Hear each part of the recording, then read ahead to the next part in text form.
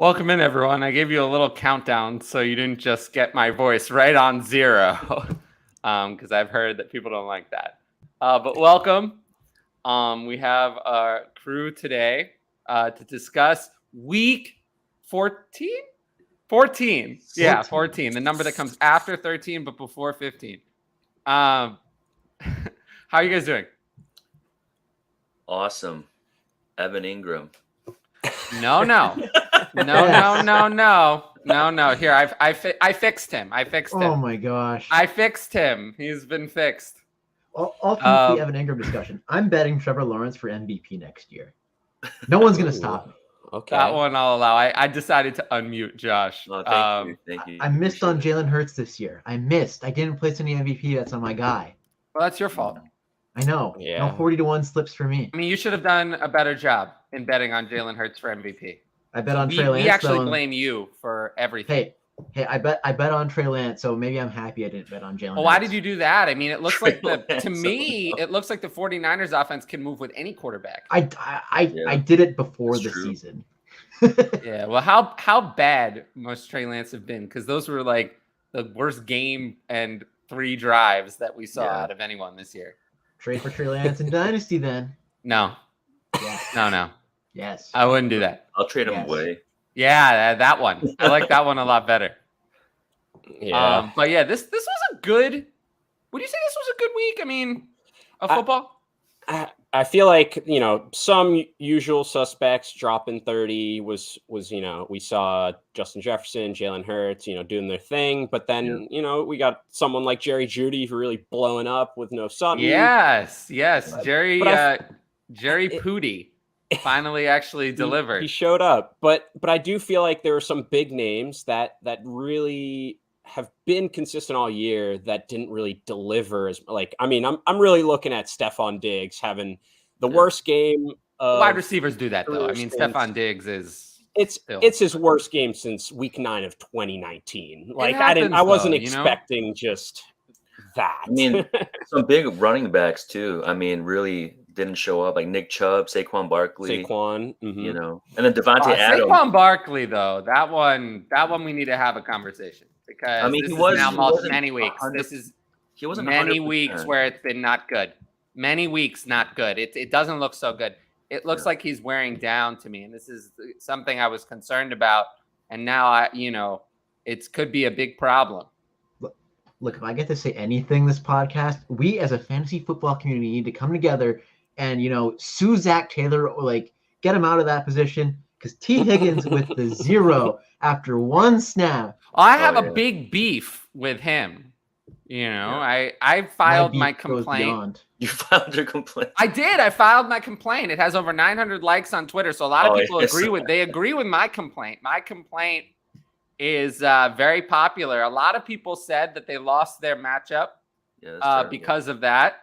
I was one of those people. Terrible weekend. Well, I feel like he should have. I don't know. I mean, they say he aggravated in warmups, but I feel like we needed to hear about that. I don't know if you heard, but he played 1 snap, and he said that he snuck on the field somehow for that 1 snap or something. And it's what does that even mean? What does that even mean? He played 1 snap. There needs to be more transparency in this. Or just don't own T. Higgins. Right, I mean that's the other thing. I have but it's not just T. Higgins. It's not just T. Higgins. This happens with other players too. Yeah, what happens if this is Justin Jefferson next year or something like that? Then you're really, really done. Dude, Jefferson has been he's so good. Just I was actually surprised that it was his first 200-yard game. I believe it's he's just been so good that I figured he had already done so. 200 yards for receivers tough. That doesn't happen very often. It is, but he's been 150 plus numerous times, even just recently. And that I was I feel like he did it once at some point. I never thought that he'd be this good, man. Come on, nobody thought he would be this good, right? I mean, I guess some people were in on it, but I've just been really amazed watching him play, just play after play. Mm-hmm. Amazing plays, regular ones. He's just so consistent. I mean, route running, spectacular, going up and getting it plays. He's just so complete, as a receiver. It's pretty spectacular to watch. It is, and they're going to be down a lot because the Vikings are frauds. Vegas knew. You know who's not a fraud? The Lions, right? No, I wish the Giants and the Commanders didn't tie because they'd have such an easier chance to get in the playoffs. But that tie, yeah. Hey Tyler, you're the real DeAndre Swift showed up again. Yes, it was big failure. It was no good. You know, a lot of people said that this was a good opportunity for DeAndre Swift to get back to his, good ways, and then it was not so good. But the arrow did point that way with last week's usage. But no, there was no arrow. That game just went a different way, and now we're back to the way it was. It was no arrow. I mean, he is just no good, And then I think we should have known. We should have known when he was on the Wednesday injury report that there was going to be a problem. Because if there's any problem, then it becomes a bigger problem with him. He's just one of those players who has a lot of issues. Yeah. And I don't know. I think I'll let him be someone else's problem.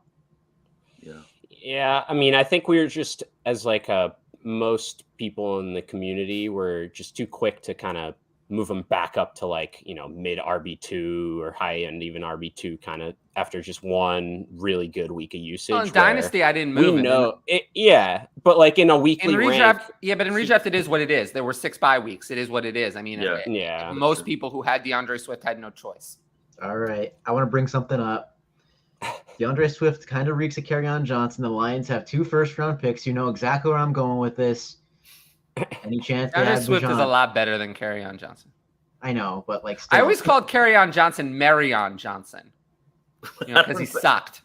What? Yeah, but the injuries. He sucked. He sucked. He was always bad. That one. Why is Marion? Is that a Sean Marion jab? Marion Johnson. Oh, Christmas meh. You gotta enunciate the meh, because I was Don't tell me what to do. Well, it sounds like it's like do. Mary. Like you're jolly. Happy. Yeah. That's I'm married. Well, I don't celebrate Christmas, so I guess that's why I didn't think of that. I don't know. I didn't think of that. But that's a good one, Rion Johnson. I like that. Yeah. Yeah, I don't know, Ryan. Well, here let's get the easy trade out of the way first from FF Lefty. It's easy. Lawrence 104 and late 23 first for Herbert 206 and late 23 second. This is easy, right? Lawrence easily. By a lot. This is not close. Yes. Yeah. Lawrence is in that tier now. No, he's not. He's getting close. He's no. There. No. He's had Allen Mahomes. Great games that he's kind of building on for sure. He's gonna get there. He's gonna get there. I'm positive. Justin Herbert already is what you would ever want Trevor Lawrence to be. But Justin Herbert in year 2. Justin Herbert in year 2 was what you would like Trevor Lawrence to be in his career. If he were that, you'd be happy. It's what we've been seeing out of Trevor Lawrence, though. He's been building. For 6 games. I mean, for 6 games. Remember, the beginning of the year, Trevor Lawrence was not so good. Yeah, was not so good. So it's been a few. I mean, he's had a few good games, and I think he's an elite prospect, but Justin Herbert has had a Justin Herbert's not old. Justin Herbert is what, 24? And he has a track record of multiple seasons level of elite play. And this year he's kept, and the one thing that's really impressed me about Justin Herbert this year is he's kept himself afloat despite being hurt and despite losing every single one of his weapons for some period of time. I mean, this was the first week they had, look what happened. This was the first week they had everyone healthy. And all of a sudden, Justin Herbert looked like the best throwing quarterback in the league, which is not. The stats weren't there obviously completely, but he definitely looked a lot better. He completed 75% of his passes. It's a good thing to have a guy like Eckler, I think, because Eckler definitely carried on some weeks, for that squad. Yeah. So he's still on pace to break the receptions record for running backs. Still been monitoring that one. Well, McCaffrey put up such a great season in 2019 that he's not going to he's not on pace to obliterate it. But how many more is he on pace for? He's on pace for 121, and the record I think was 117. Oh, okay. I thought he was on pace for more than that. Yeah, I think. Yeah, I mean he's still going crazy, and it's Herbert's best friend. Even if you got all your weapons back, you still got that guy there. Yeah. So, I mean, we'll see if the pace continues. Obviously, I mean, Eckler's been used probably a little bit more than he should be, kind of without all of those weapons missing, like you were saying. And so now we got Keenan back, we got Mike Williams back. We still got the auxiliary pieces still there and healthy. So we'll see if he goes down to more 5 catches a game rather than the 7, 8, 9 double digits that he's been going crazy with. But for sure, he's getting held back by his offensive coordinator. That goal line possession where he threw like the bubble screen to DeAndre Carter on the end around. Why? Hey, DeAndre Carter has been so good though, man, filling in. But, that's another guy that really helped them. But you have Mike Williams, you have Keenan Allen, you have Austin Eckler, and you're like, true. I'm drawing up plays for DeAndre Carter, and I'm throwing screens to Keenan Allen. Like, yeah, that's true. Joe Lombardi is just handicapping Justin Herbert. We're not going to see the real Justin Herbert yet. This is just, I feel like this is like 80% of Justin Herbert, like what he could be. Honestly, that's scary. It is scary. Yeah, but I feel like he could be so much better. Yeah. If he had Mike McDaniel. Yeah.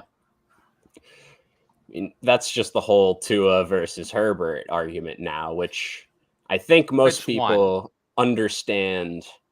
Apparently not. Apparently they don't. No, that's because Justin Herbert's a social media quarterback, Tyler. I don't know. Did you guys see how the Chargers Does Justin Herbert even have a Twitter? Ocho? Does he even have a Twitter? No, it's social media as in the forms of he makes the flashy throws, but he doesn't do anything else.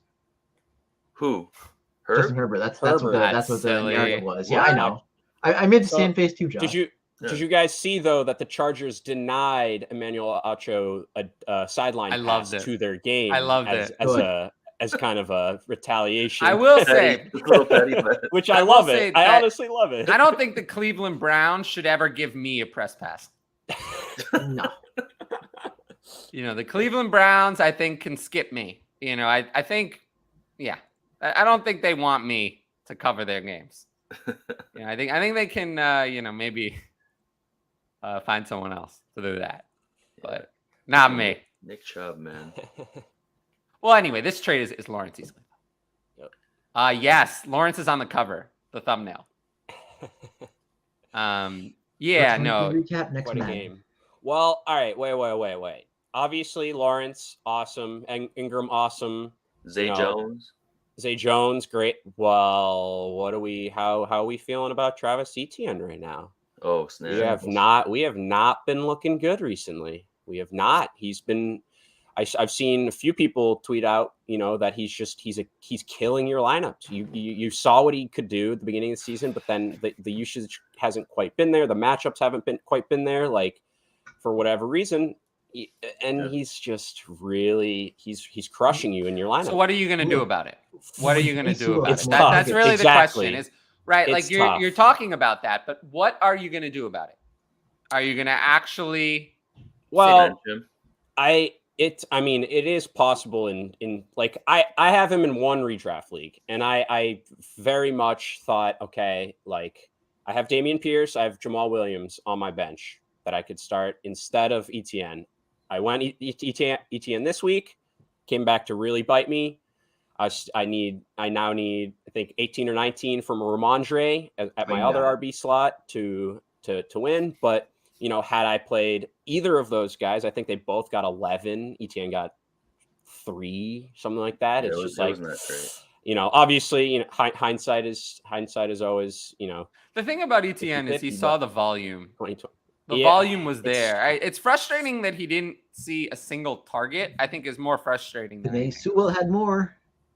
The Titans are one of the best run defenses, at least on the ground. So if he didn't get involved through the air, it was going to be rough. You wouldn't have guessed that he had 17 carries for what he played. No, I think that's really yards. The thing. Is like I think the thing you have to evaluate is, did he play badly or did it just go badly? Yeah. Because those are not the same thing. Like, is this a Travis Etienne problem? And does the team see it? I mean, they cut Darrell Henderson. So they that was a mistake. No, I'm just kidding. Oh, really? Actually, it was Michael a mistake. Him. No, there was a mistake. I mean, I think claiming him was a mistake. That was the mistake. They rectified their error. By cutting him. I think they reached equilibrium. we've seen ETN obviously dominate in the middle of the season for a stretch and whatnot, but I The think last 4 games have been bad. it's been bad, and I just think we're now at we're going into week 15. I really didn't think that he wouldn't have a single game over 3 catches so far this year. Like like with everything we know about him, obviously he was running super well, and so that was working, but like I just thought there'd be It's frustrating. it's I feel like it's been frustrating in the last few weeks, kind of been even more frustrating, because obviously not only is he's not able to kind of help his PPR score with a few catches here and there, he's not running well either. And I would say Travis Etienne is the kind of player where you can get away from him. I don't think he's going to be ranked as it's next week is Dallas. I don't think he's going to be ranked, which is not a good match. I don't think he's going to be ranked as an RB1 for me next week, but it's hard. He got 17 carries. If he if he had scored, it's not like there was a shortage of points. Yeah, follow the volume, right? I mean, the volume's there. How low? Played 75% of the snaps, which is as good as you can ask for outside of really. I mean, who plays more than that? Like, so Lawrence, like he's not really a big check down guy, huh? I mean, he checked down plenty to Travis Etienne at Clemson. Yeah. I mean, like in this offense right now, he's not really. He's not really doing it. No, he's. So I mean, we'll have to see. You brought the question up. I'll bring it back to my team again. Are we starting Dameon Pierce against the Chiefs over him? Oh, Dameon Pierce. I just don't like Dameon Pierce. Dameon Pierce was so frustrating. I that's the thing, is it's tough too, because I mean there is the volume is I'd consider there. it. I mean, the Chiefs are a good. You can run on the Chiefs. I mean, the Chiefs are a pretty bad defense just in general. Yeah, I mean they give it up. Like look at, I mean, Russ lit them up. The Chiefs are a good fantasy defense. Oh yeah, I mean without the touchdown though, I mean it would got a lot of turnovers. Would have been a great day. They can get turnovers. They force turnovers and mistakes. They're better against the pass. You've always been able to run on the Chiefs. You can run on the Chiefs this year. You can. I mean, the Broncos really didn't succeed in the air against the Chiefs. Yeah, Russell Wilson scored 3 touchdowns, but he didn't even complete 2/3 of his passes. He was averaging 6.9 an attempt. He threw an interception. He was sacked 6 times. So the Chiefs' pass defense is better than the run defense. I mean, they were able to run for 5.6 a carry as a team. Marlon Mack did break that one. That was in the receiving game, though. 16. That was in the receiving game. It's so that doesn't count against their, their run defense. But the Chiefs' run defense is poor. I'm not worried about. The only thing I'm worried about with Dameon Pierce next week is that they get so far behind that they go away from the running game entirely. Rex Burkhead time. But they kept it close with Dallas. Rex Burkhead barely played, although he did get that one goal line carry. Yeah. Which was very frustrating. I mean, Rex Burkhead was so excellent. He had 2 carries for -3 yards.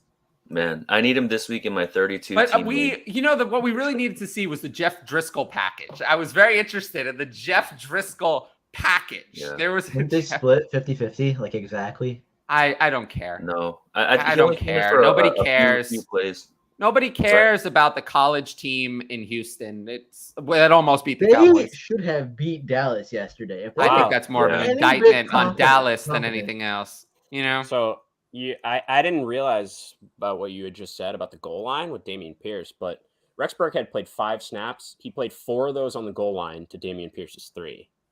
So like they view him whatever as somewhat sense of that a makes. I don't get it. That just sucks. Like I hate that. Yeah. I don't get it. Let's move on to some more questions in the chat. Okay.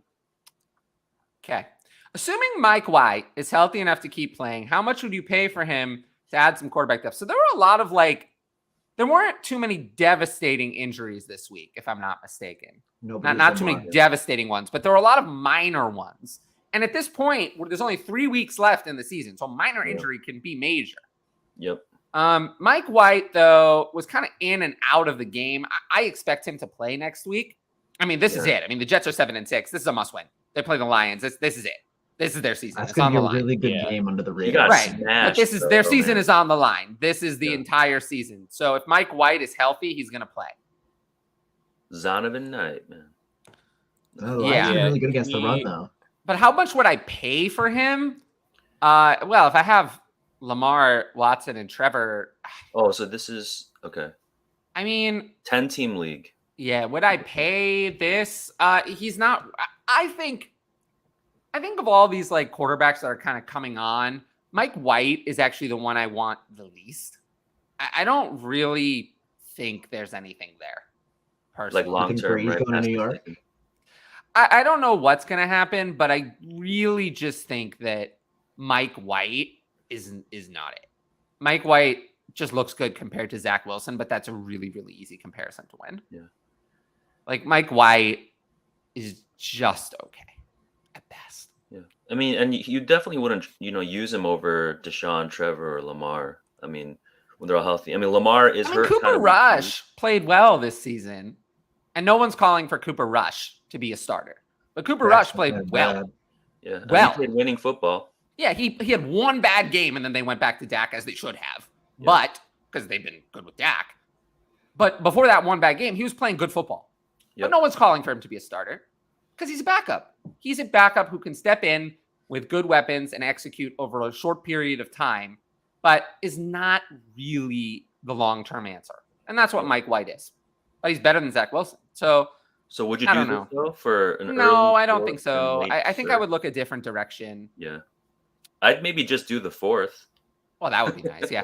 I don't know. I'd try to, if I'm looking for quarterback depth on the cheap, I mean, I'd probably go to someone that I actually might want to start more likely. Yeah. Like Geno Smith.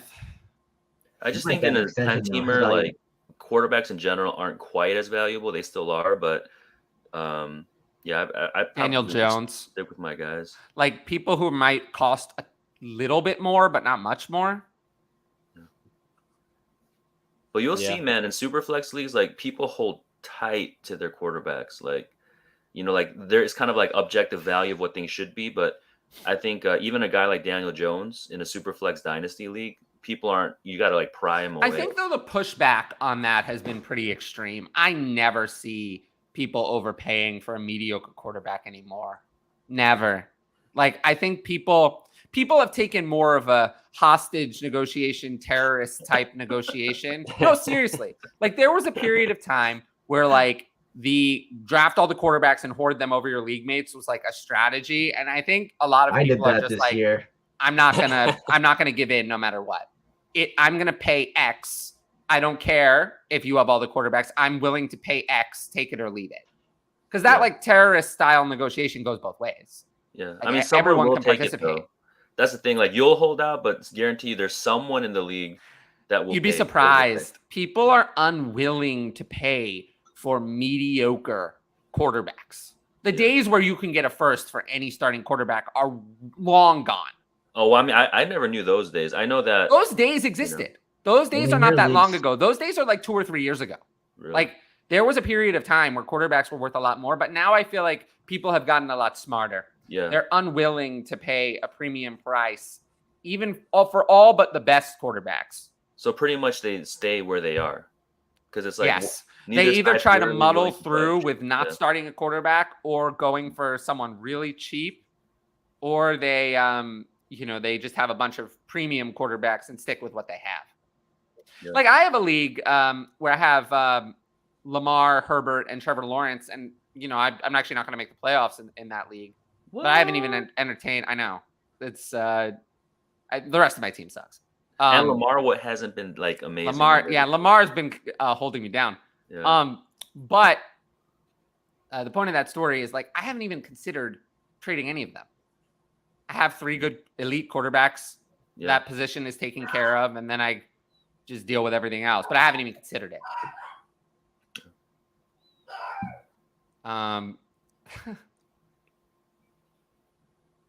Can we put this Tua greater than Herbert nonsense to bed? Yeah, no, it's already been put to bed. I mean, you'd have to be an idiot to think that Tua is better than Justin Herbert. You just don't watch football. You don't watch. Okay, did something look off with Tua though, man? Like it wasn't just. I mean, it was a very different game than the one that he had played like for the majority of the season in terms of his accuracy and things like that. I was kind of Tua surprised is at some of like- his throws. Tua is like if you turned back the clock on Derek Carr 7 years and gave him Tyreek Hill and Jalen Waddle 7 years ago. That's Tua. Yeah. That's But what I'm he just is. saying, like, it was an aberration from the majority. Oh, of the I mean, I'm not Yeah. wildly dropping him down my rankings Sure. from this one game. Yeah. It's more just that people need to recognize that's what Tua is. He's more similar to Derek Carr, not Derek Carr now, but not Derek Carr the last couple of games, but Derek Carr at his best than Justin Herbert. He has nothing in common with Justin. They're both quarterbacks. Yeah, that's it. I mean, they have nothing else going. I have Tua right now in Dynasty at quarterback 11. Okay, that's still really good. Yeah, it's still good, but quarterback is very thin. I mean, like, you start to have some concerns. Like, I have Deshaun Watson at 10. Like, there are concerns there. So what you're saying is Bryce Young's going to be basically a quarterback one the second he steps in the league at 101. I would say Bryce Young going 1 overall right now would probably be. I don't think Bryce Young is that good. Yeah. I think that would be I think the debate would be between Bryce Young and like Tua and Dak. Personally. He's so polarizing. We'll get to that in the offseason. Yeah. Like his height is drawn. Trevor Lawrence is infinitely better. Yeah. Better prospect, and he's already been good generational. in the NFL. Yeah. But, I want to be careful about anointing young quarterbacks. Trevor Lawrence is someone like that who even Trevor Lawrence wasn't that great as a rookie, and neither was Peyton Manning. And Andrew Luck is actually very overrated if you look at Andrew Luck's statistics. He never lived up to what you wanted. He's an example actually of QB wins being kind of flawed because Andrew Luck, the statistical quarterback, is not what you wanted. You'd consider him a bust, but he put up a lot of volume for fantasy and won a bunch of games. So but statistically he didn't deliver because of him. Yeah, I know, but for fantasy he didn't deliver statistically. That's the thing. So it's like it's not. But either way, whether he delivered or not, there's a quarterback like that every once in a while. Trevor Lawrence, Andrew Luck, Peyton Manning. Those are that type. A guarantee, someone you consider a guarantee. Caleb Williams might be in the next. Might be getting there. Bryce Young is not that. Yeah. He's not that. He's more similar to. I don't even think he's as good of a he's not even the level of guarantee that you would have considered Joe Burrow to be. Because I consider Joe Burrow to be pretty close to not guaranteed elite, but guaranteed to be pretty damn good. Have the best season of all time. Yeah, no, Joe Burrow I consider to be close to a guarantee to be pretty damn good, even if he wasn't going to be elite. I don't even think Bryce Young is that level of a prospect. I think you're more talking about Tua prospect level. Because Tua, the NFL player, has not lived up to Tua, the prospect. To be honest, overall, but yeah, a prospect like that, good prospect, solid prospect with some flaws. But yeah, well, we'll have to see where we rank him. But I'll probably be a little conservative on ranking him. That 2023 class getting some heat on Twitter. I don't know if you guys saw that. People are knocking it down a little bit. I'll be buying. Don't worry about it. Well, yeah. Yes. Wait. Before. There was a question about J.K. Dobbins before. Yeah, I wanted to bring that up. Dobbins, so he had a long run, but I did also think he looked a little weird. He had a little off, a weird gait in his step for sure. I saw earlier though he hit over 20 miles an hour on that run. Didn't look like it. Yeah, that's the 9th fastest speed for anyone on the Ravens all year long on a ball carrier. So it's kind of weird because clearly the numbers are telling me he was explosive on that play and reached really high speeds, but there was something where he looked like he was limping the whole run. Almost. It looked really strange. It looked like he was kind of dragging his leg along. Yeah, but really fast. So I don't know, but I mean he's still he's probably the running back to start in Baltimore for now. Yeah. That's about it. I don't know. I mean, Gus that's worth, but Gus didn't do that well when he stepped in. I mean, Drake is just when he's the last guy Sucks. remaining, he'll play. Yeah. You know? No. Remember that year where Kenyon Drake was a first-round fantasy pick? Yeah, it was the year after he Yeah. splashed onto the scene in Arizona, right? He won the playoffs. That was for dumb. everybody. Billion touchdowns. Yeah. As for J.K. Dobbins, Josh isn't here to defend him, which is good. Yeah. I mean, I would sell him. I don't. Yeah, I would sell him believe it. as high as I can. Mm-hmm. Same thing with Javonte. I mean, that's a different story, but Well, Javonte's not a sell high. yeah. Mm-hmm. So in this case, my complaint is that he was injured during warmups, yet that didn't come out until after the game started. Yeah. There was plenty of time to report it, but nobody did. There's no That- requirement, right? There's no requirement for them. There's to no do that. requirement, No. but it's frustrating, for those who bet and play Yeah. fantasy. Because I think that this information was available, Yeah. but there's no way there's nothing you could have done.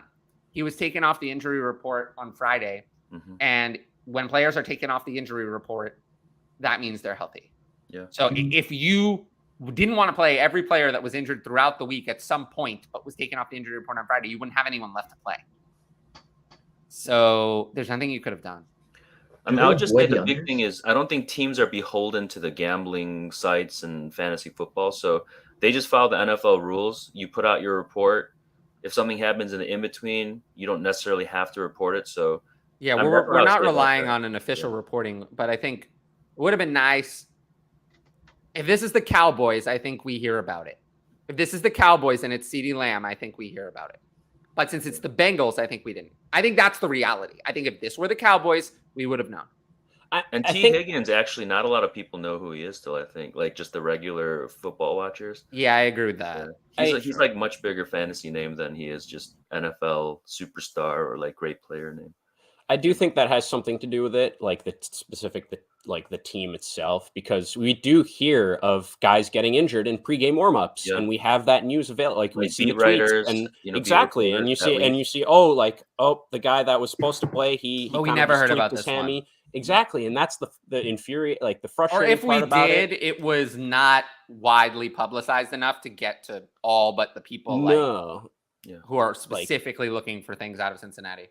yeah, so that was the tough part. So I mean, I feel for managers that, like you're saying, lost their matchups. But there's needed a nothing couple anyone could have done points, about like- this. This Yeah. was not avoidable. This is just frustrating.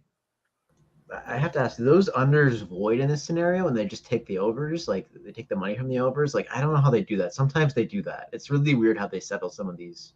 Like it varies from sportsbook to sportsbook. I have to look into it, but it's really weird how they handle these things. I have no clue on any of that. Yeah. The NFL says I mean, that they're going to I don't fine think- the Bengals. Good. Interesting. So I mean, Ryan, I don't think they're like required to like give obviously refund or anything for an injury if you bet like that over they didn't finish the game. But a lot of times you see sites being like, all right, we're refunding like all bets placed with so and so player because we feel bad like he got hurt the first play of the game. Like, and it's like something like that. So hopefully something is done to at least mitigate the situation. There's things I want to say, but I'll hold. What do you mean? Because when they void that, when they made those things, so it's like a parlay. It's like the whole parlay, and if that was the only leg that missed, you got your bet refunded. It's not that leg voided and the parlay cash. So like they're still being a little shady, if you know what I mean. But if everything hit except for that, you get your bet back. You get your bet back. Yeah. You don't win anything. You don't win anything. The rest of the parlay doesn't pay, so it doesn't matter. Yeah. That's what these. I know there's a lot of pick sites out there these days and whatnot. I think the one piece of advice that I have is these sports books do not want you to win. Of course not.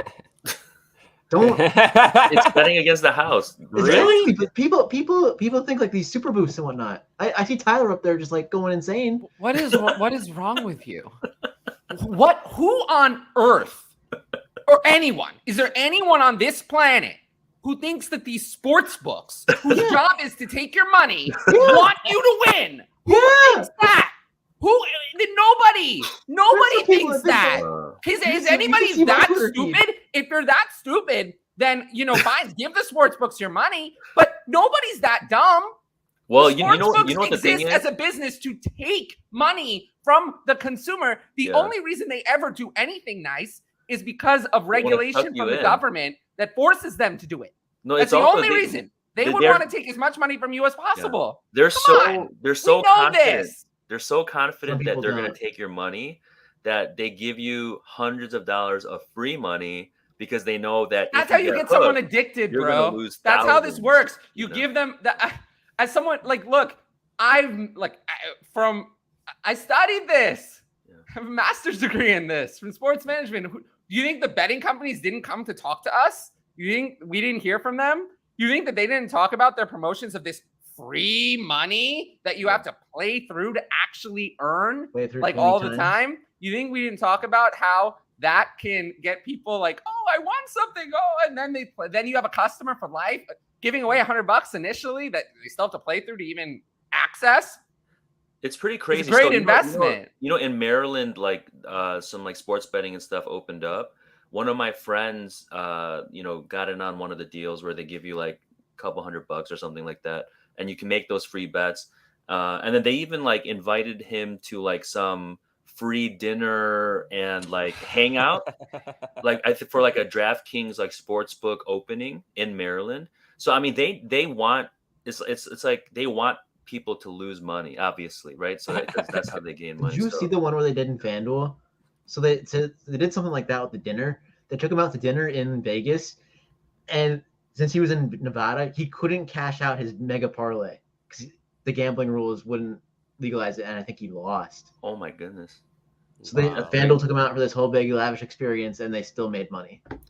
Yeah, I mean, but on a serious note, though, like guys, I think if anyone is listening and you really might have a gambling addiction, like you should find help, because there are a lot of because the sportsbook companies are not going to help you. Yeah, they're not going to help you. A little 1-800 number because they have to, because they don't want liability. Exactly what I. No, it's not because they don't want liability. It's because the government forces them to. Yeah, but I mean, I think with how big fantasy, like DFS, all this stuff is getting, I think there's quite a few people, I'm sure, that are getting sucked in, and it could end badly. This is why I don't bet on sports. Not able to control, right?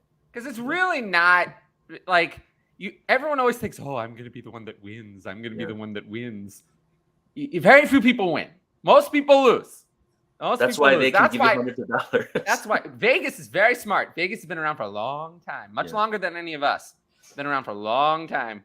They've been doing this for a long time, back when they could cut people's fingers off to intimidate them. A long time. Wait, you mean that stopped? No, I'm just Oh, I mean, who knows? Allegedly. Allegedly. Not in the right can't places. confirm or deny it. Like, oh no.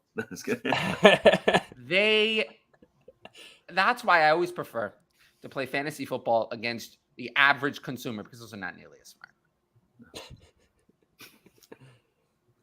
I mean, they make a ton of money like every I have a whole day. Patreon based on ask me questions so you can beat your average league manager. Because even when a lot of these people win, like giant sums I will of money, say the average league manager is not as dumb as they used to be. Progress has been made. It's not. It used to be like taking candy from a baby. Now it's like a little more challenging. Just so many more resources, more available and accessible. So, but also like you shouldn't be giving candy to babies in the first place, because that's why you should take it from them. That's why it should be easy to take it from them. Do babies not eat candy? You shouldn't give them too much sugar early on. Oh, that might explain why I turned out the way I turned out. I mean, who knows? Jamal got the volume. He just did poorly with it. If we're going to complain about Travis Etienne for that reason, then we're going to complain about Jamal Williams for that reason. Yeah, he just needed to get in the end zone, as he has been doing. I mean, considering where I ranked Jamal Williams, which was like RB 20, if you told me that he was going to get 16 carries, I would have said I should have ranked him higher. Yeah. Yeah, volume is so important. I didn't think he would get that many. Volume is king. How are we feeling about Chark? Well, we're not playing Chark over Mike Evans ever, unfortunately. I don't know. Mike Evans has just been I don't think I can do it, but Mike Evans still had more targets this week than DJ Chark. So I don't think I could do it personally, but if someone felt like they needed to make that move, I wouldn't like crush him for it. I would say, hey, there's evidence that he's doing well in this offense. They're targeting him, deep. He's making plays, so that's up to you. But I would definitely still lean with Mike Evans for sure. I do think, though, it is so obvious, and I've been telling people this the whole time. It's so obvious that Mike Evans is in decline. Mike Evans is so obviously in decline. Big-bodied receivers like Mike Evans do not last. And he is, you see it. He's in decline. He's in decline. I actually think Mike Evans is more in decline than Tom Brady. I had to choose. Yeah. Who's more in decline? I think Mike Evans is, and those guys, it's not a gradual process. It's not gradual. It's not, It's like,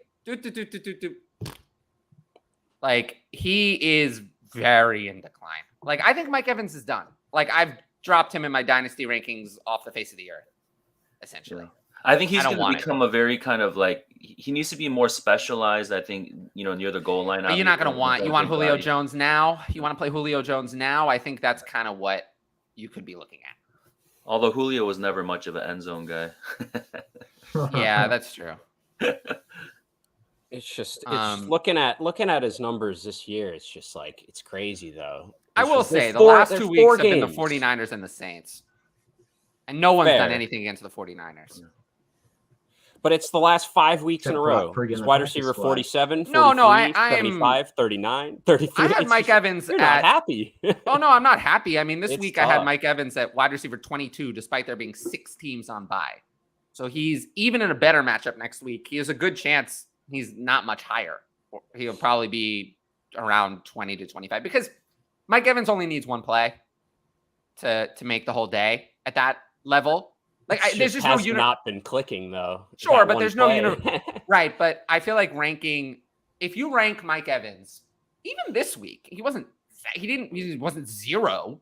It wasn't zero. Yeah. He's still been getting targets. So like ranking Mike Evans at wide receiver 30 makes no sense because he can bust that on one play and he is still getting volume. And he got 9 targets this past week. Yeah, he had 9 targets. He had a 40-something yard touchdown that got called back. Oh, yeah. Yeah, no, so Mike Evans is not – he had 9 targets in 2 of the last 3 games, and he's had 4 receptions. I mean, in the last 2 games, he's had 8.4 and 8.9 points. He didn't kill you. It's not what you wanted, but if you rank him at wide receiver 24 or 25, that's not killing you at that rank. Like – I can't rank Mike Evans against the Bengals at wide receiver 30. That's exposing you to being very wrong. Whereas you're less exposed at a higher rank. He's had 4 games all year higher than wide receiver 30 on the week. I know, but that's not how it works. When he's higher, he's much higher. So you have it isn't how it works. It's just like unfortunately it's so disappointing looking at it. Like you thought there would be more booms and there would be bigger booms. Well, we all expected one would have thought, but I will say if you look at it, Brady to be much better or at least the same as last season, and he has not been. The touchdown regression has also gone away from Mike Evans. He hasn't scored since the game against Kansas City, and he's had like a lot of receptions and yards since, but he hasn't scored. Yep. He's been unlucky. And he's also scored at least probably 3 or 4 touchdowns that didn't count. I mean, he had he had that really long week.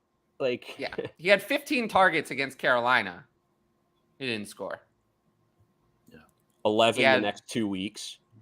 Yeah, I mean, he's had a decent amount of production. He hasn't been as bad as people would say, but I would say that in Dynasty, it's time to move on from Mike Evans because you see the warning signs. When you see the warning signs with this kind of receiver, it means that the bottom is there and can fall out at any time.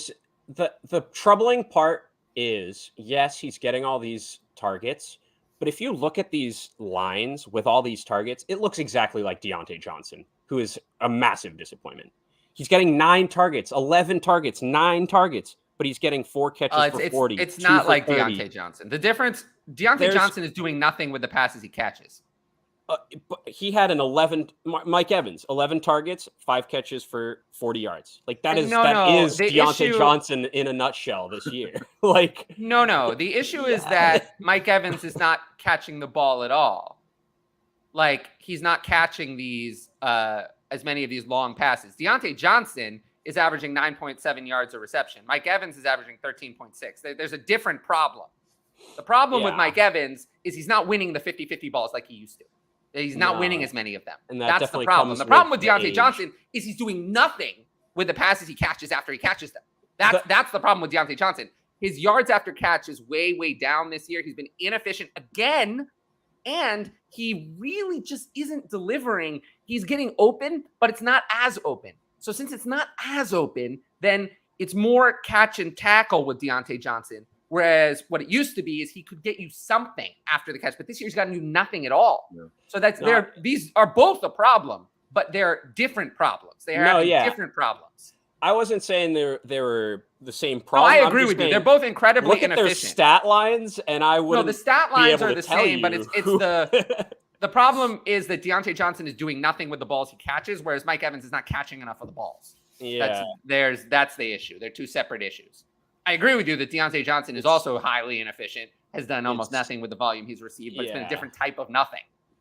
But but it almost the one thing that they do have one thing in common though. They do have one thing in common is that touchdowns have been against them. Deontay Johnson has 0. I think he leads the league. 0 on 113 targets. It's coming. It's coming. I will say Deontay Johnson has played poorly this year. And a lot of people think he hasn't because he's had a few like highlight reel catches. Mm-hmm. But Deontay Johnson has played poorly this year. He needs to do more after the catch for sure. I mean, he just had his best game of the year since week 13. It's hard. I mean, look, he's averaging 5.7 yards a target. I mean, at some point, it has to come back on you. It has to come back on you that you're not doing enough. I mean, quarterback play definitely, affects that as well. But yeah, I think I was expecting more out of Deontay for sure. But it's good. He's played poorly. Getting the volume. But I don't think Deontay Johnson is in decline. Yeah, I mean, he's still young. Was he 26? He's not that young. I mean, he's 26, but I don't think he's in decline. I think it's just not. You think 26 is not that? I mean, 26 is young, right? I wouldn't. He's not ascending. Yeah. He's not ascending. I think he can be better in the next couple of years, though. Well, let me put it this way: when I think of someone as young, I think of someone who I believe still has something more to show us than what they've shown. So, I don't think Deontay Johnson is in that category. I think Deontay Johnson's best year is in his past. I don't think he has a new gear.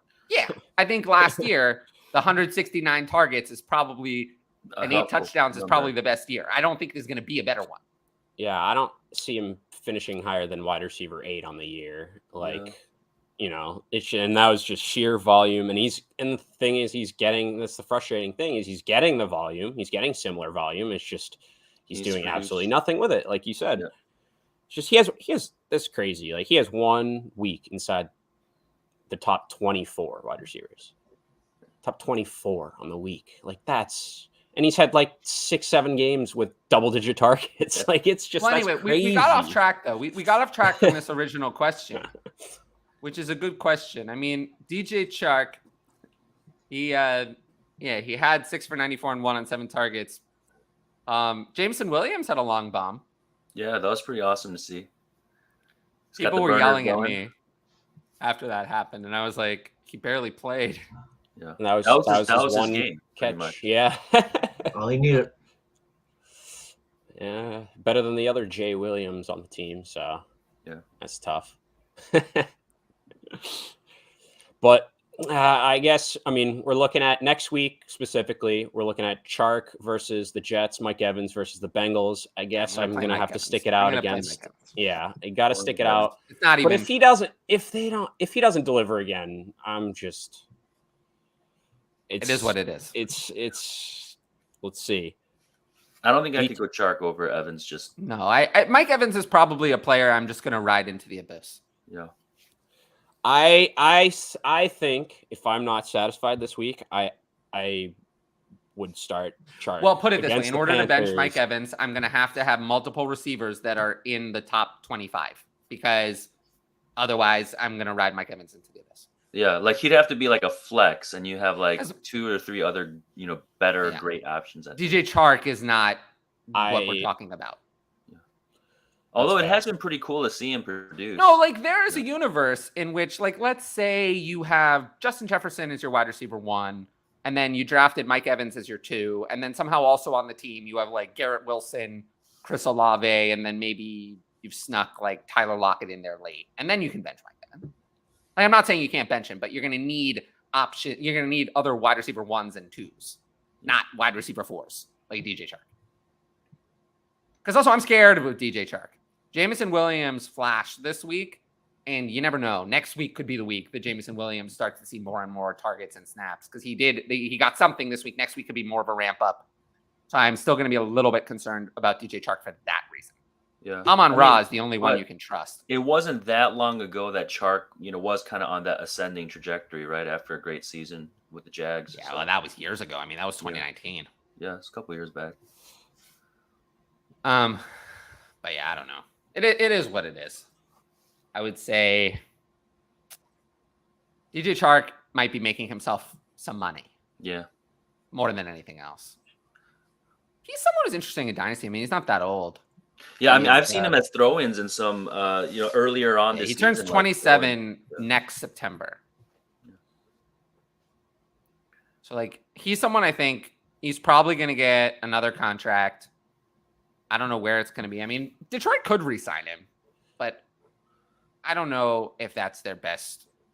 If Jameson Williams looks good, I don't know if they're going to spend. I think someone else is going to want DJ Chark more. Yeah, I mean, not many players have 1,000-yard season like just on their resume. Yeah, with Gardner Minshew nonetheless. It's like, hey, come on, Gardner Minshew. I love Gardner. No shade, no shade at all. I love Gardner Minshew. Don't we all love Gardner Minshew? I want him desperately to be a starter somewhere, but you think so? But alas, I don't think. I think he's better than some of these quarterbacks we've seen play this year for sure. Yeah, get him on the Niners. Let him roll out on the Niners. Oh my god! But it's like it makes sense. You're not gonna let him go if you're the Eagles, and that's he's a free agent, so they are gonna. Let him go, actually, I'm saying like if teams were interested at the deadline, something like that, it's like we're looking. You're so a 12-1 nice. team. You're probably not gonna let him. Yeah. All right, we know Justin Herbert is good. You're down. You got a lead. Oh, that's a split. Connor and 33. That's very close. Oh. Yeah. I mean, Hopkins could probably put up half of that on his own, right? And then Connor just needs a touchdown plus some yardage. It could be close. Patriots defense definitely tough against the running back. Yeah. Haven't been that great against in the secondary as much. So just got to get close, and then he just dives in. Yeah. I mean, that's the thing. Connor definitely is still a threat to just push one in one or two times a game either way. But we'll see. I mean, it just depends on how Kyler looks, really. If that offense is looking good, then you definitely have a chance. Like they'll keep pushing. But it's some of these primetime games for the Pats. You never know. They might just completely shut them out. Like no one's going to be surprised if the Pats completely shut out the Cardinals. I mean, I wouldn't, at least, with how the Cardinals have looked, with how that defense has looked at times. So let's say 40%. Oh, are you doing that the projection thing? You're moving the red and green bar? Oh my god! I mean, I think the projection for them is that they're not going to quite reach it on whatever platform. Yeah, but it's close. It'll be close. Week 16? Well, 2 weeks in advance. Maybe. We're not doing that. I traded for Jacobs, which helped, but I traded my first for Kittle. Ooh. Oh. To replace Ingram. Ooh. Oh, that's gotta hurt, man. I hope it's like a tight end, like major. A lot premium. of tanking dynasty teams won with Evan Ingram in the lineup because he was single-handedly enough in a tight end premium. Oh, I have him on my contending teams. Did you see I tweeted in one of my tight end premium leagues, he put up 60 points for me. Yeah. Like legitimately 60 points. 60 Like, points. yeah, That's so it's wild. tight end premium with bonuses. Incredible. So that was quite amazing. Nice. You could say that. I actually, so incredibly, I have a very, very much tanking team that is 0-13. I have more than half 0-13? first rounders. Bro, have you been even setting your lineups? I absolutely have, but my team is horrendous and very young, and I have six first round out of 10 next year. That's not bad. That's But nice. if I had started Evan Ingram over Hunter Henry, who I have tonight, I would have won and gotten my first win. Which I mean, I would have gone for at this point. It doesn't matter. At this point, you're gonna get the 1.01. So I mean, I'm getting. I'm. It looks like it's shaping up 101, 102, 103, and then 106, 107, 108, or something like that. So that's fun. It's. I've never been in a position to do that, but it's I my always only one it's a I've lot of fun. done this, and it's kind of fun, but you know. Yeah. Also, if you're watching this on Twitter, don't. Why would it? Because you can't comment. Oh, okay. And yeah, if people do comment on Twitter, do you not see it then? No. Oh, interesting. I don't think you can. Okay. But anyway. Okay. Also, if you're on YouTube, make sure to like, leave a comment, and subscribe. Would you guys start Ingram over Andrews? The age-old question. I can't. I get it. I can't. I know. No. I would. Can't. I would. Mark Andrews has been awful. I can't. Swing for the fences. Let's see the matchups. Well, we already know Jaguars versus Dallas. No, I can't do it. It's gonna get volume. Ravens are playing Cleveland. It's gonna be an ugly, low-scoring game. All right, wait. If Anthony Brown is starting, well, in that case, then I might have to consider it. Because if Anthony Brown is starting, then it's really a shit show. It's like, because I don't know who that is. I didn't know who that is either. I was unaware that was an actual quarterback in the NFL. So, yeah, stay tuned on that because Huntley is. I will say though, in big news, Tyler Huntley after the game was able to recite the months of the year backward. So it's what Coach Harbaugh says. So it seems like he's going to be ready to play next week. I mean he's in the concussion protocol. That's it. At this point, there's a lot of tight ends that you would ask, can I start them over Andrews? I mean, people are probably asking if they can start Okonkwo, this week against, over Mark. I mean, do you know how tough it is to have Evan Ingram and Gerald Everett on your bench and be starting Andrews over them and just seeing what those two did as opposed to Andrews? You know what's so sad? So I'm still in the Scott Fishbowl playoffs, and it looks like I'm going to go through the next round, but I love Evan Ingram. Everyone knows this, but I had him on my bench in Scott Fishbowl because I took the safer route with Dulcich over against KC. So that one's smart. So yeah, how are the playoffs are going interestingly. I mean, a lot of people from our chats are in. Yeah. Wow. I'm still alive. Shout out Trevor Lawrence. But my team isn't good. We'll see. I mean, a lot of my running backs let me down, and that was kind of the core of my power, I guess. Yeah. How about Dobbins over White or Fournette? Well, I can consider that. Yeah, Brown's definitely not the best rush defense. Yeah, I can consider that. We'll have to see what the health is of Fournette again. He didn't look so good again. Yeah, he didn't look healthy. And do you think it looks like both of them are getting 5+ catches every game, like even if they're both there. Yeah, I mean Brady will get them. Yeah, and if it's one of them, then we see 7, 8, 9 catches. So Brady basically just never wants to take a sack, so he'll get it out to the running back like every time if he needs to, as quickly as he possibly can. Yeah.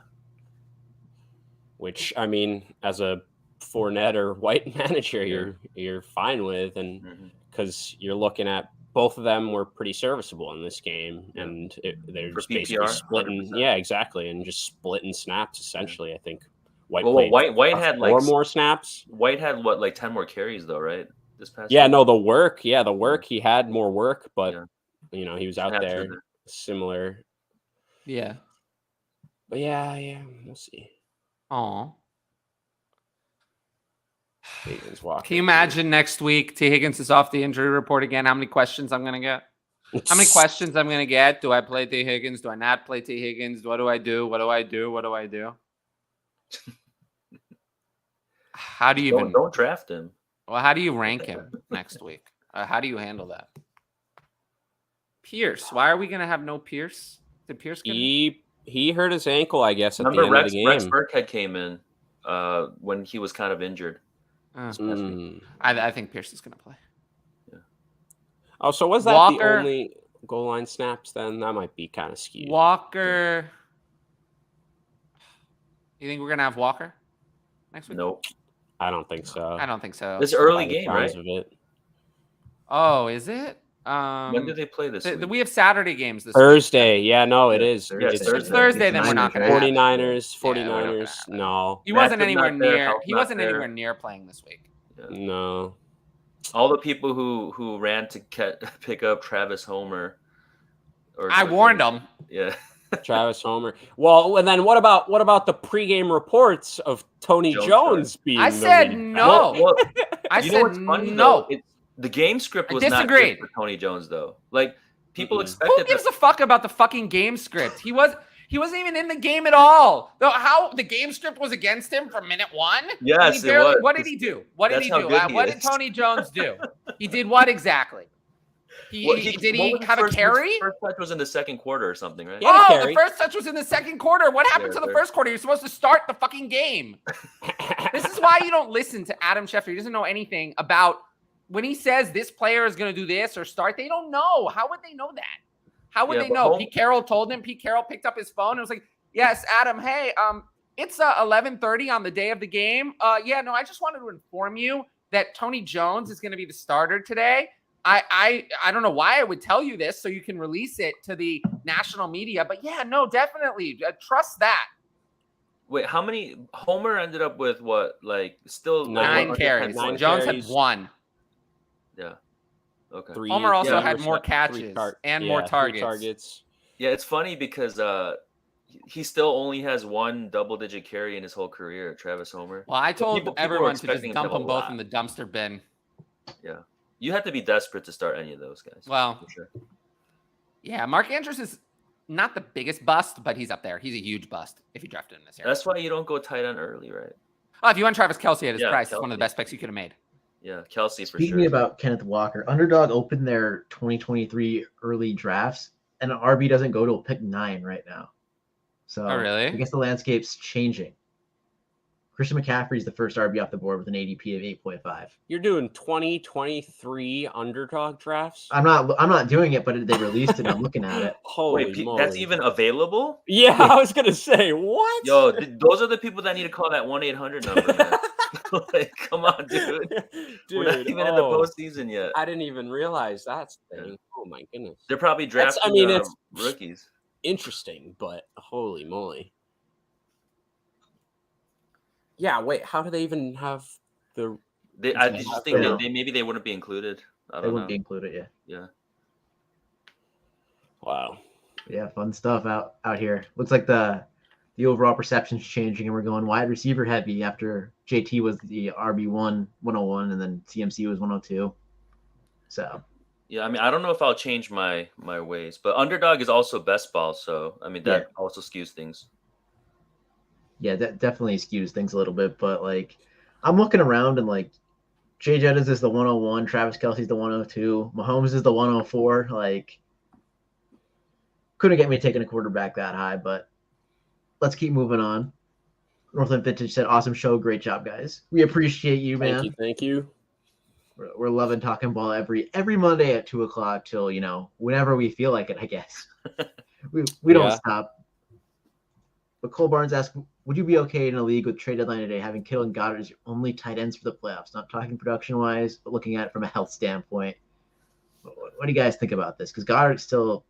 Goddard's on the mend. He's supposed to return this season. He's eligible this week, and he was apparently working off to the side this past week a little bit. So I'd be okay with it. Yeah, but Yeah, but if you have a place that one like piece that's replaceable, just take a flyer on a tight end. See if a guy like a Okonkwo is still out there, and then I would just carry one more if you really need an extra measure of security. Yeah, It's just like it's tough to have 3 tight ends. Yeah, I almost roster, never. I usually right? actually, for the most part, roster one tight end in redraft leagues, and then just cycle through like based on need for bye weeks. But yeah, I mean, these are 2 very good tight ends, so I think I'd be okay with it. Especially we're looking at obviously Brock Purdy got a little hurt, but Debo is likely out for the rest of the year. Yeah. Should at least just kind of condense where the targets are going in terms of more Kittle and Ayuk, just not another mouth to feed, I guess, in that offense. Yeah. Obviously, I still think CMC is basically the only like actual reliable, comfortable start every week, but I do think Kittle hopefully should be a little bit more consistent and just even if it just means 1 or 2 extra targets thrown his way, like it should really help. And I think, I mean, if Goddard is back and he's fine, like plug him in. Like he was great. But for fantasy purposes, man, Kittle just he's out, man. You know what I mean? Like you're done. On the field tight end, of course, one of the best, but yeah, you just can't put him up with these guys that are getting the volume consistently, So. Yeah. And Evan Ingram is tight end 4 now for the season after this week. So that's my goodness. Josh is out here spreading his Evan Ingram. Yes, Evan Ingram. Thank you. So thank you for making good. I had some fun Evan Ingram stats. Right. So the last time, well, first of all, actually, do you know how many 100-yard games he's ever had in his career? Any guesses? It can't be too many. 1. I want to say 1. 1 including this or 1 before? I'll say 2 or 3. 3. He's had 3. Yeah. Surprising, right? So but the last time, I got to find it on the show sheet. The last time he had a 100-yard game, it was probably his first or second season. Week 12, 2020. Russ was at that point the QB3 through 12 weeks. Will Fuller was the wide receiver 8 for 12 weeks. What a time. What a time. Hey, who's still holding Will Fuller in Dynasty? I am. I had to drop him in a league this week. I feel like at this point, Hey, you know who was a key pickup this week though? Is Chris Moore on the Houston Texans. Oh yeah, I saw you. Yeah. I even wrote. I was. It's I think Tyler wrote in the sheet somewhere, like, who cares? Like, we don't really need to talk about it. But I wrote, if Cooks and Collins are out, start Moore as a flex, 100%. Like desperation play, whatever. And then I think I wrote, shout out Josh in there because I saw your tweet. I saw you call that one. And I tossed him in a DFS lineup somewhere, and definitely it worked out pretty well. Dude, speaking of DFS, did you see the Millie Maker this week? I know. No. The guy in first won by a whole 36 points. Wow. Sheesh. That's unheard of in a Millie Maker. It's usually like 4 or 5, maybe 10. He absolutely lucky, but like nailed it. He hit the optimal like everywhere. Wait, so I'm not really familiar with like the Millie Maker. Is that every week you can make a lineup? Yes. Like in the midst of like basically everyone in the world who wants to be in on it? You could I think it's 25, sometimes 20. $20. You can put in 150 lineups. A lot of people do, like a lot of the high profile DFS guys. Yeah. Put in 150 lineups and see what happens. The best. But then they also get an entry into the Tournament of Champions, which I'm not quite 100% sure what that is, but I think it's like a big competition with like all of them. I'm pretty sure that's a martial arts competition. I guess it's martial arts and DFS. But yeah, they compete for more money, I think, in like a live prize pool or something like that. Yeah. So. Okay. It's complex, but yeah. All right. What's next? Mean, we got Travis Etienne just running into bad matchups. There's something there. I mean, if you do look at his last 2, like let's take out the Ravens game, he got hurt. Obviously, we had Detroit and Tennessee. Detroit is beginning of the year. Exactly. Beginning of the year, you could run all over them. At the last 5-6 weeks, they've actually been terrific against the run. Yeah. And then Tennessee, basically great against the run. You can pass to your running backs out the backfield, but that's clearly not what ETN they're does doing right now. in this offense at all, even though that's what he's One known of his for. strengths. But Yeah. so I do like, but so if we're looking at that though, it doesn't get really much easier with Dallas coming up next, the Jets after that. So really, it's like, can you ride it out? Are you It all until week depends on who your 17? other guys, right? Who your other guys are.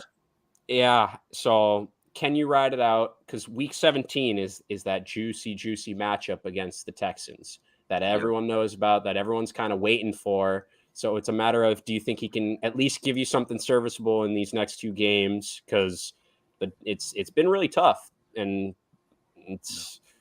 I mean, is it a coincidence it's against some of the tougher opponents he's had this year?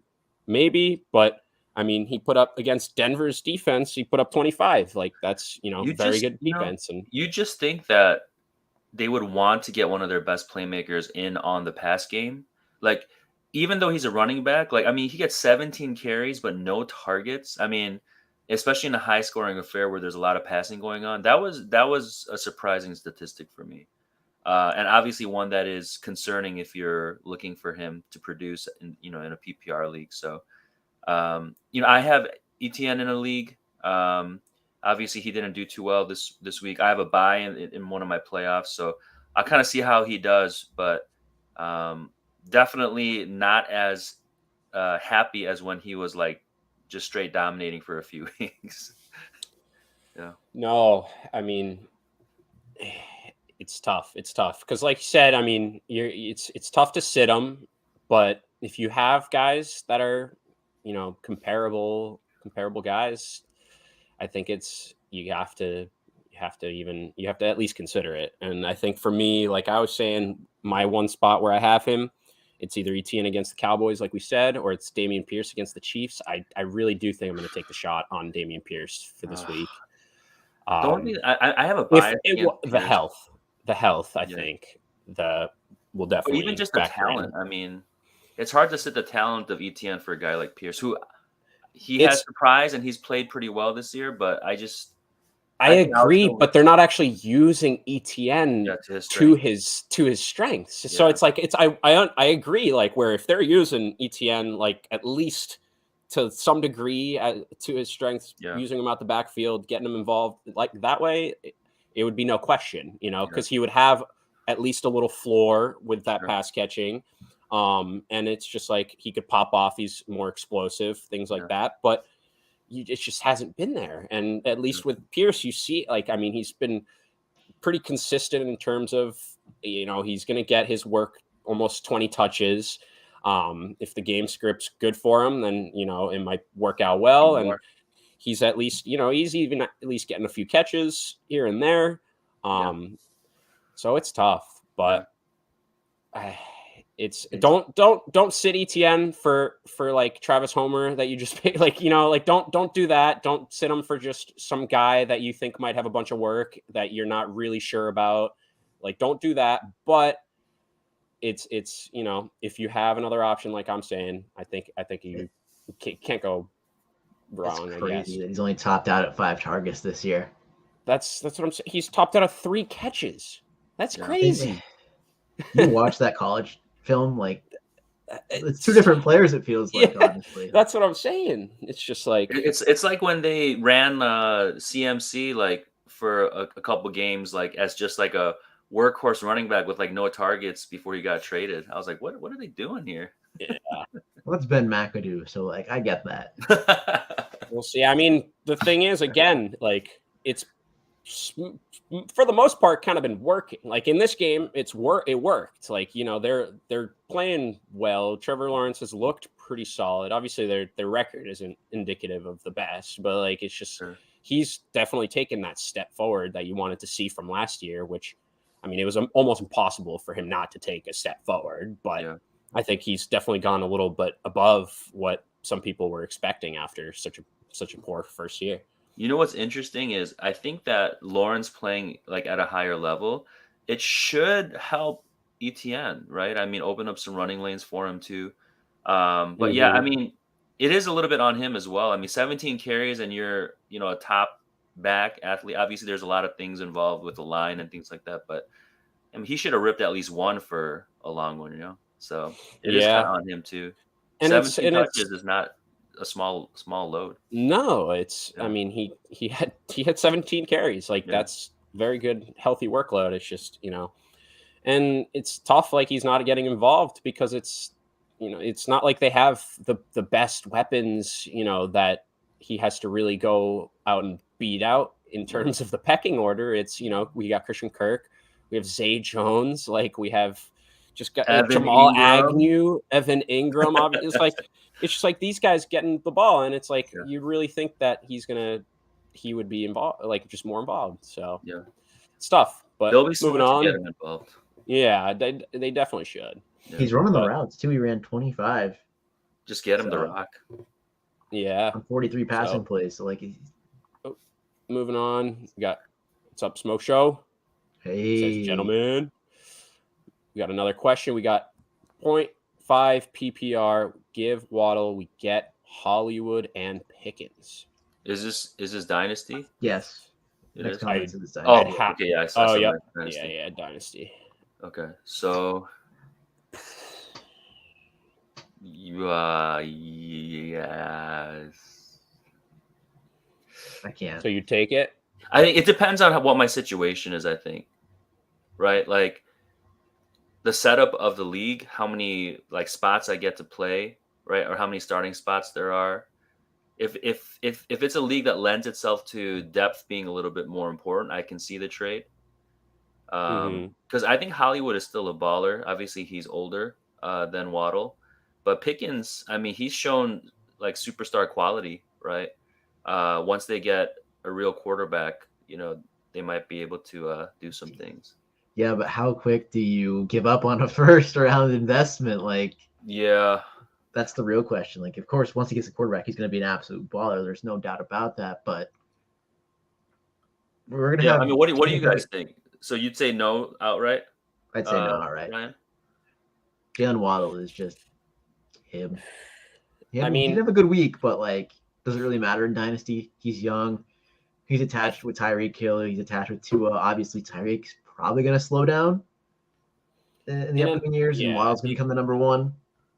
In a vacuum, I think the Waddle side is like more value, like has more value. But like, I mean, I understand if you like. I mean, I get taking the trade. I don't think it's like crazy lopsided in any way. Obviously, like we're taking different sides and stuff, but even I think I'm still keeping. If it was full PPR, actually, like I think Waddle would have a little bit more value. But I think the package is enough. If I'm really trying to move Waddle, you can always try to get more. But I was going to say, I just feel like you can probably get more. Yeah, maybe like be able to do better than this. In like one of those guys and a first or something, like maybe a second. Here's the first I consider it. I think second and one of those guys I don't see as better than both those guys. Yeah, that's what I'm saying though. Yeah, but I like need both first probably. What'd you say? I need both and a first to probably move off a Waddle. Honestly, what? It's an overpay. You're never gonna move him then. That's fine. Well, don't. I'm okay with that then. Yeah. Okay. That's also fair. I mean, but we're talking about value wise. Like, we got to make it feasible. Is it something that is on the table? That to me, if someone put that on the table, they are a Miami fan, and they really just want Waddle. Like if they give a first and these two guys, there's no way. For value wise, I'd say throw in a second with them, and then like a late second, probably. Yeah, that'd probably be it. It just depends on which side. Like how you advise this, I always kind of talk about this, but if you're giving Waddle, yes, try to get more. Always, that's what I'd say. Yeah. Yeah. All right. So moving on. I think they redid this. Yeah, I think it's the same thing. It's the same one. All right. I think let's go. So we got Amon-Ra or Hollywood plus a 23 really late first. Wow. So let's assume that's 10 Hollywood through 12. Yeah, apparently. But full Superflex, full PPR. Full PPR. Give me Amon-Ra. I'll take Amon-Ra. Yeah.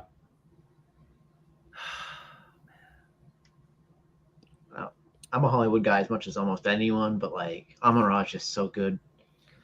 He really is. And I mean, the only thing that people might say is, well, Jameson Williams is there now.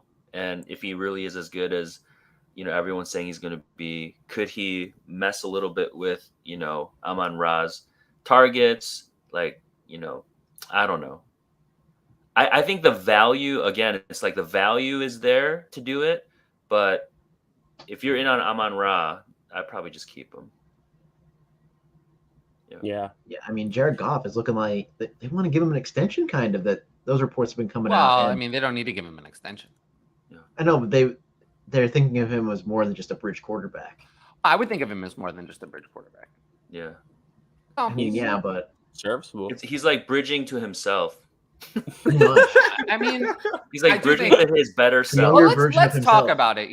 Let's talk about it. So they would owe him, if they wanted to get rid of him next year, they would owe him $10 million, and he cost them $30 million. So they'd save $20 million by getting rid of him. Now, I thought that was a no-brainer, going into the year, but is it a no-brainer anymore? He's balling out, man. You want to know something I think he's crazy? doing well. Just that I think is interesting. This week, I raised Jared Goff in my Dynasty rankings above Matthew Stafford. Oh, yeah. I mean, thought that was I interesting. could see that. Yeah. Stafford might not even play this year, and he's older. Yeah, I'm worried. He's got I'm worried injuries. Stafford Stafford never might not plays again. play again. Yeah. I think he might retire. Yeah, I think in nerve order to with move neck- Stafford back up in my ranks, I need like a confirmation that he's going to be playing next year. I think until I get a confirmation that he's going to be playing next year, there's a risk that drafting or trading for Stafford is zero. You're getting zero. Yeah. So I don't want to. I don't want to take that risk right now. So far away from next year, so many things could happen. I want to get a confirmation that he's going to be returning. So until then, he's just total hands off. He's a player I won't touch. I completely agree, because Man. everything that you're seeing is just Trending why down. why should this guy with a neck problem? He's won a Super Bowl. And Ben he's made so Roethlisberger much had a money, very like- serious injury and came back at an older age, but He loved his Yeah. team. He loved them. the difference. But it's a similar situation in that if Matthew Stafford wants to come back, the Rams are stuck. Similar to how the Steelers were stuck with Ben's contract. Man, The Rams are stuck. I have with Stafford. I have There's no way Stafford in one dynasty league, and man, my QB situation right now. I've got Kyler, but now my second QB is either Mike White or Purdy or Mills, and Mariota got demoted. So yeah, if you have Mills, I think you enjoy the Jeff Driscoll package. Mariota's is out for the year essentially. They're going to put him on IR, and yeah. So obviously we knew Ritter was coming in, but I thought, I still thought, if he didn't look, yeah, they put him on. Yeah, I but didn't even know. I have the Chance, benefit of the like- bye because I'm in the first place seed, but it's going to be rough in the playoffs. I got to decide between White and Purdy and Mills. But I although didn't Mills even- has a pretty nice Big cock Brock. matchup. I didn't even know that Mariota was going on IR. When did this happen? Well, I just know that he's out right now. No, I What? didn't. Oh, the Mariota thing Yeah. earlier today. Yeah, he's expected to land on injured reserve, be out for the rest of the year. Yeah. As they move forward. Yeah, with he's Ritter pretty as their- much, he's pretty much dead to me in Dynasty. Like he's the kind of player where like I wouldn't just outright drop him in a Superflex league because we've seen he can do something when he comes in, but he doesn't. He had a few serviceable games earlier in I the traded year. a third for him before the season began. I probably paid off. Yeah. But Yeah. I'd rather have like Brock Purdy, Because he's Bailey pretty good. Zappi. Brock's pretty good. I'd rather have Baker over Mariota. Well, yeah, because Baker is amazing. Did you see that last drive? Goodness. Hey, all I know is the leagues that I had Baker and Sam Darnold, those are looking really good right now with some extra QB depth. Quarterbacks are really tough to value in Superflex. I mean, you have guys that are like Zach Wilson who are like impossible to value. No. Yeah, we just did this one. Well, this is 2 firsts, and this is. They're different. Oh, I'd still take Amon-Ra. Amon-Ra or 23 first. Yeah. But I do think it's an interesting conversation to see what's going to happen with quarterbacks in the draft. And this one, I'll take the first. The quarterbacks in the draft, because I feel like Houston now has a 2-game lead on the number 1, or a game and a half lead on the number 1 pick. Wait, you take the first that easily, Tyler? Yeah. Wow, I don't know. I might keep James. I'm not sure I would have taken Jamison Williams coming into the NFL. Really? I mean, where did he go in this year's draft? 106. Yeah, I think he was Somewhere around there. Yeah, 106. I mean, sometimes a little earlier, but yeah, I'll take the pick over James. He was mostly pushed back because of injury, though. Yeah, I mean, there's probably gonna be 3 or 4 quarterbacks I'd rather have over Jamison Williams. Oh, that you can get in the 107 to 110. So I'll take the pick.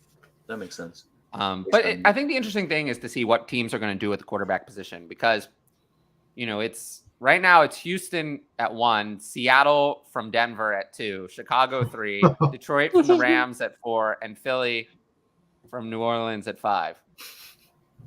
Wow, man, Philly, man, what an awesome. I mean, there are a few teams. I mean, really, how many teams just have like no quarterback at all? I mean, Houston, I would include. Atlanta has Desmond Ridder. I mean, it's not nothing. Carolina has nothing. Carolina literally. How dare you? How dare you? Sam Darnold is. Oh, sorry. PJ Walker is pretty good. Sam Darnold's a free agent, so they don't have him. Did you see Darnold go this past week or this week? But he's a free agent, so they don't have him. Oh, I mean, they could re-sign him, right?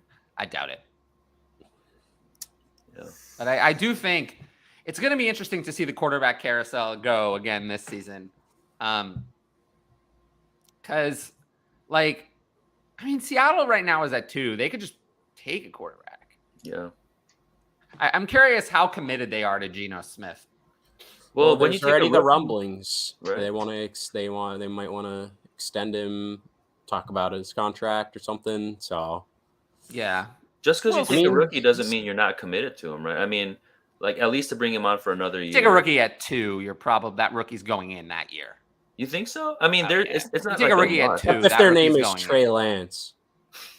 Yeah, that's very unusual though. And Jimmy Garoppolo is unusually. I think if the 49ers could undo all of that, they would. Oh yeah. They're just in the same spot. Yeah. I think they regretted it almost. Do any of it. No, I think if they had just spent all those picks on other players, just stuck with Jimmy Garoppolo until the end of his contract, and then, potentially looked for a new solution this year, that would be better than what they went through. Yeah. I think they're probably just as disappointed as people who drafted Trey Lance, in fantasy. Yeah. That's funny. I do think things in Green Bay are going to boil over. Jordan Love sounds like he's going to make a stink. What? Who cares? Why? Because he wants to be a starter. I don't blame him. He wants to be a starter. I don't blame him. You get picked in the first round, you sit. He wants to be a second contract. I would make a stink, man, if I was Jordan Love. At least this upcoming season, I'd be like, yo, do you want me here or not? I'm ready to play.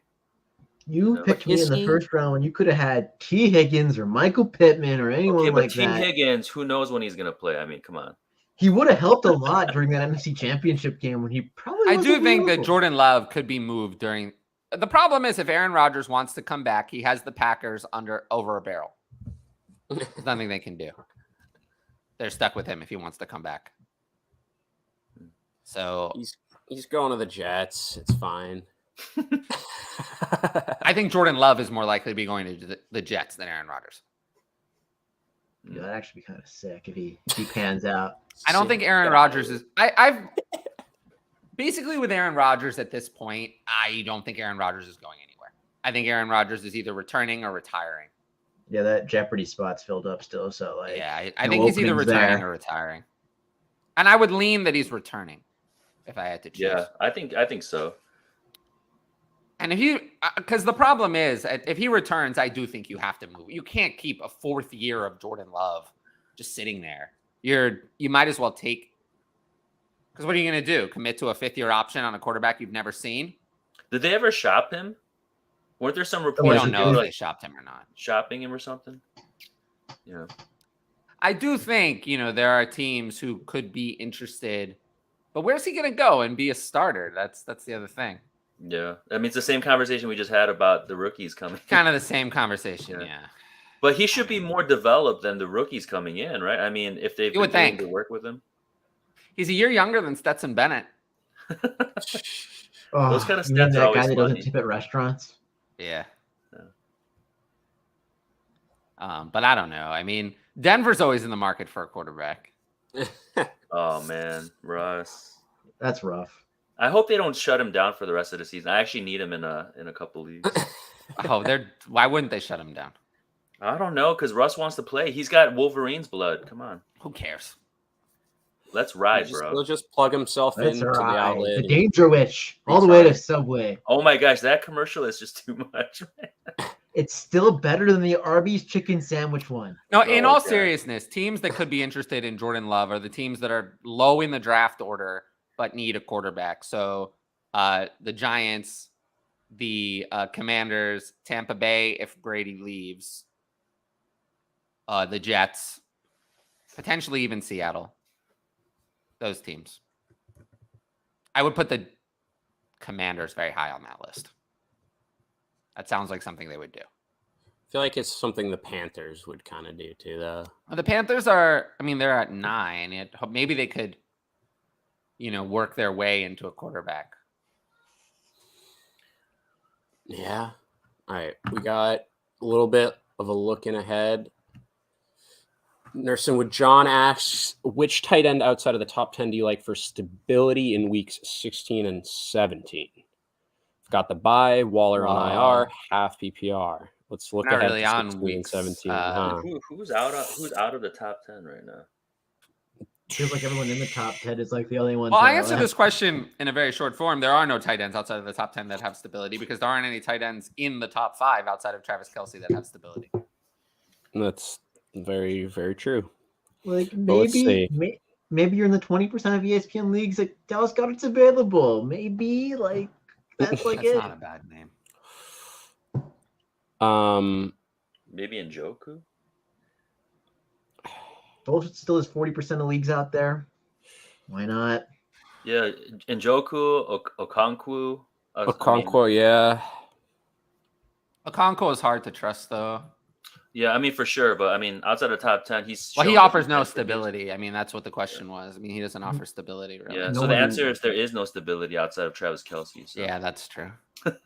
Also, Jacksonville plays against Dallas. I'm not loving it. Or not Jacksonville. Well, yeah, Jacksonville for Evan Ingram. Yeah. But Tennessee plays against where's Tennessee? Hey, Evan Ingram's in for Chargers. That's a good matchup. 55% of leagues. Evan Ingram would be the name then, for sure. Let's see. This one's quick. Deontay or DJ Moore? DJ Moore. Man. DJ Moore. DJ Moore, but he's also it's Dynasty. He's day to day with a knee injury. That Dynasty just came up on my phone. I think Dynasty, yeah. Give me DJ Dynasty. Moore. I think DJ Moore of the two has more of the potential to have this mysterious mid-career sudden explosion with a good quarterback. I think Deontay Johnson is what he is. He's fine. He's not a star. If you had someone like Mahomes thrown to him, he'd be balling out. Deontay Johnson? Yeah. See, that's actually I disagree with you. I don't think he would be. What?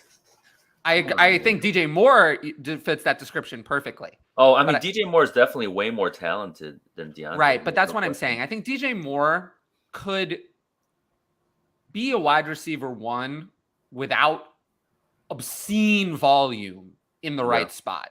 Whereas Deontay Johnson, you know who Deontay Johnson actually reminds me of, now that I think about it? Jarvis Landry. His 2021 season, old-time Jarvis Landry. Volume was there, was not efficient with it. And scored a lot of fantasy points in a PPR format. Yeah, he got peppered. Wasn't nearly as valuable for real life as he was for fantasy. 10 reception, 40-yard he was the wide receiver 4 and 5 those 2 years, I believe. Jarvis Landry. Nobody would say that Jarvis Landry was a top 5 receiver in the NFL those years. Yeah, but in so there's a lot of empty calorie volume that helps us in PPR leagues, but does not actually deliver. Deontay Johnson needs obscene volume to be good. Whereas I don't think DJ Moore is the case. He can have just good volume and still be good. I think he's a far better player than Deontay Johnson.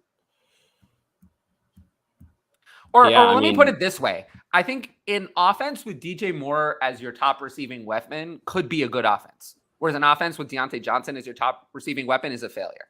You cannot have an offense where if Deontay Johnson is your best receiver, then your offense is bad. He's not that good. Yeah, I mean, DJ Moore has always been able to do like make the most out of his situations, just pulling out 1,100-yard seasons just over and over, even with the terrible QB play he's had for forever. Yeah.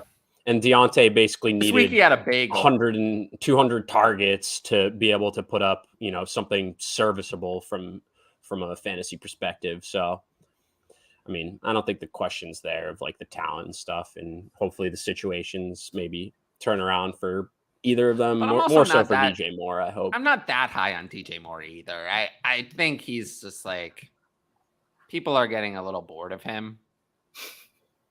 And he turns 26, right? Next year? 26. Mm-hmm. He's still younger than Deontay Johnson. Yeah.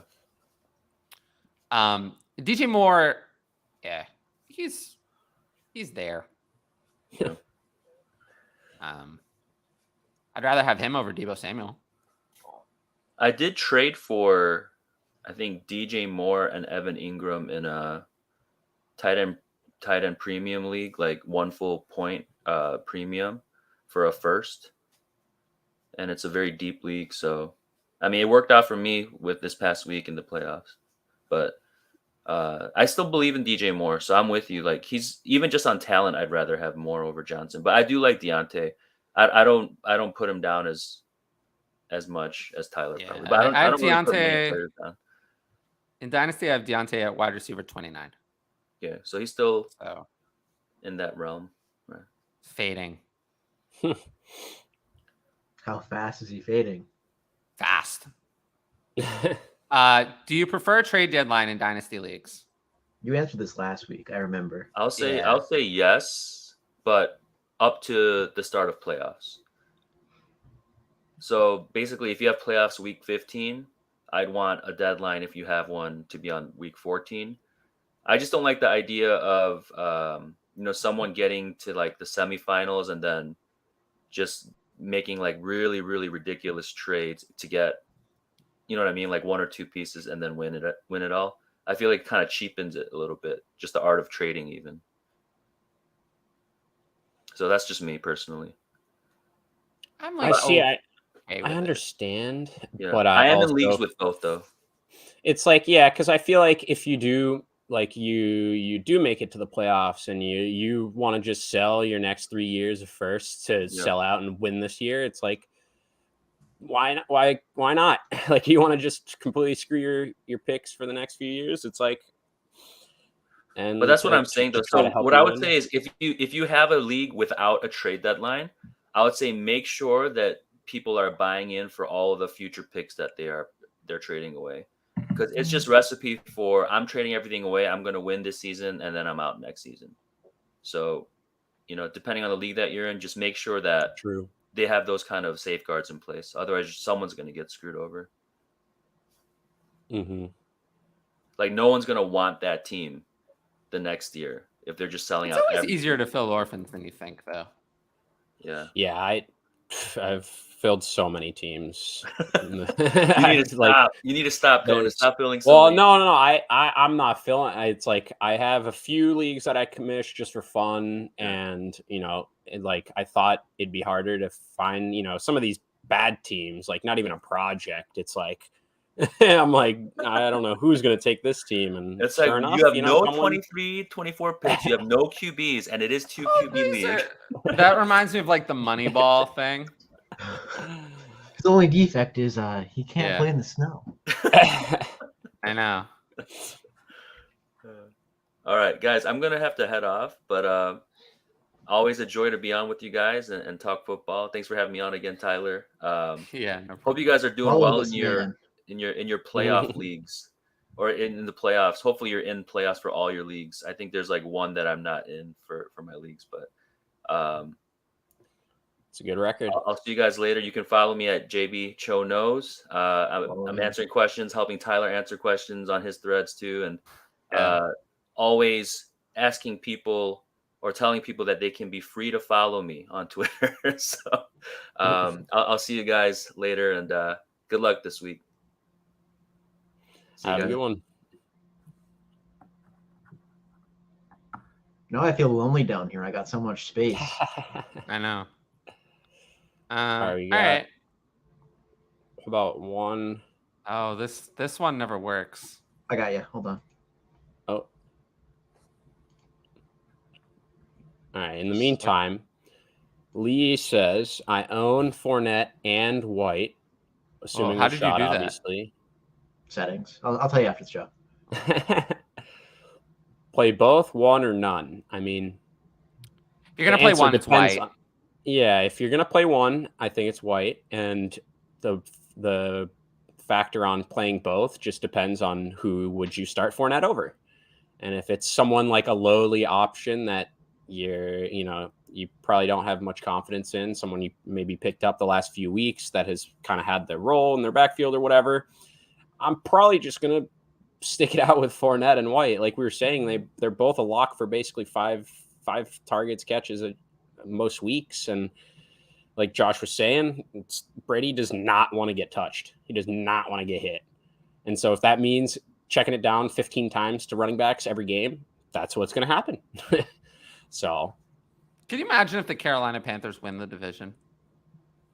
I saw there was this thing where every team in the division could go 6-11, and the Panthers would then make it. Yeah, because they'd have their tiebreaker. which now I've never wanted anything more. Yeah, that's not going to happen. Can you imagine though? Could you imagine? I could imagine it, but it's not going to happen. It'd be fun. Well, yeah. Well, Did we talk about Debo's injury at all? no, and there's nothing to talk about. He's going to miss the rest of the year. Yeah, likely out for the rest of the year. Yeah, we're going to circle back to all of that like dynasty stuff when we get to the offseason. There's a lot of dynasty stuff to talk about. A lot of players like Javonte Williams who we haven't addressed in Trey Lance in quite a while. Oh yeah. But don't worry, we'll still be here throughout the offseason at the same time. But yeah, I appreciate everyone who still has tuned into the show throughout the, even though people are getting eliminated from the playoffs. I appreciate everyone who tunes in. And thanks for being active in the live chat. And yeah, you guys have anything else? Oh, I have some breaking Hit me news. with it. Oh. Cowboys signed T.Y. Hilton. Okay. Nobody That's cares. not Odell. Oh goodness! Oh, Nobody goodness. cares Yeah, not about- Odell, and now Odell apparently Chiefs are monitoring and potentially going to have a meet. Oh my goodness, that saga is never going to end. I swear. Yeah, But- nobody cares about T.Y. Hilton though. No, we don't. That was a joke. But Cowboys, hey, they look like they do need a little bit of help, though. They do. They Look like do, yeah. They need a little bit. Noah Brown a isn't little bit. bad though. No, he's not, and Gallup's not bad either. But Yeah. I think Dak has just not been the best. Yeah, that's something we'll talk about in the offseason, I'm sure. That's- More with Mhm. Zach. And doing my yeah. stats, I found out that he is atrocious in the second quarter. He really hates the second quarter. Leads the league in interceptions, just like nowhere, like has no like it's horrendous. I was surprised. Yeah. So And yes, as Jesse says, don't forget to like and comment. That's what helps the algorithm and people find us. appreciate it. Yeah. But yeah, I appreciate everyone for watching. I'll be back tomorrow. Now it's 6:30 Eastern. Now 6:30 Eastern. Yeah, it'll be 6:30. Whoa, yeah. New time again.